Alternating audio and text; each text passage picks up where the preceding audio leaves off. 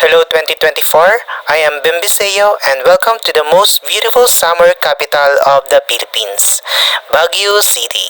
Let's go and do some ikot-ikot kasama ng aming pamilya. Dito nga pala kami dumaan sa Marcos Highway Tunnel dahil sa under construction yung una naming dinaanan. Super fag at tila ako'y nakalutang na sa langit, ngunit nalulunod sa iyong mga ngiti. Charurut. Pero bago ang lahat, drive-thru muna kami. Super duper, nagwawala na yung mga bulate sa aming mga sinapupunan. Sinapupunan? Charurut. Sarap.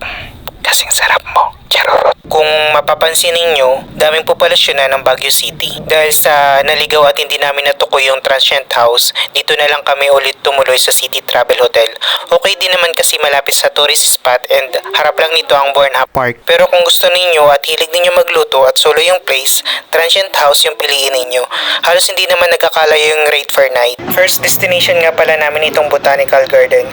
Super excited ang mga madlang people Sa may entrance pala ng Botanical Garden ay makakakita ka ng matatandang igorot na suot ang kanilang traditional dress na pwede mo silang isama sa pagpicture para may pang souvenir. Grabe mga kacharorot, walang kupas. Ang ganda talaga ng Botanical Garden, promise. Galing na kami dito last year pero ngayong taon daming improvement at lalong gumanda. Lalo na sa pagsapit ng gabi, makulay at buhay na buhay yung paligid.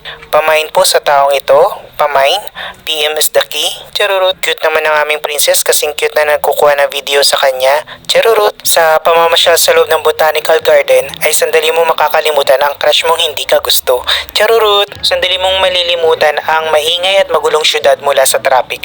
Polusyon na nanggagaling sa mga sasakyan at dami ng tao sa lansangan.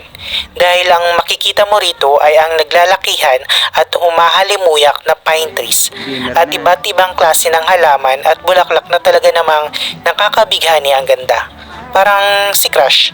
Charurut, ingat nga pala sa mga nahuhulog na mga bulaklak. Baka mapakan mo, madulas ka o di kaya mahulog ka sa mga fa-fall at maling tao na akala mo siya yung the one pero hindi pa pala. Charurut, sa mga naghahanap ng adventure at stress-free environment na malayo sa syudad, Botanical Garden is one of the best place to visit. 100% yan. Tiyak na mag-enjoy ka dito. Kung hindi ka pa nakakapunta o matagal ka nang hindi nakakabalik, abay balikan mo na. Baka balikan pa ng iba. Charurut, may mga nagsasabi na gastos lang ang paglalakbay pero hindi nila alam ang kasiyahan na dulot nito. At walang kalintulad na memorya kasama ang mga mahal sa buhay.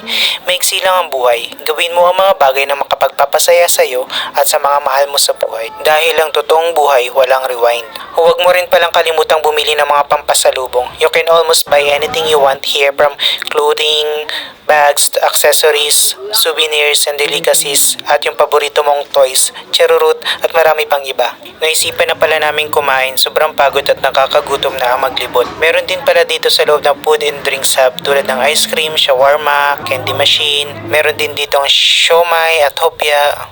Gusto mo libre kita ng siomai at hopya? So that I can show my love for you and hopya love me too.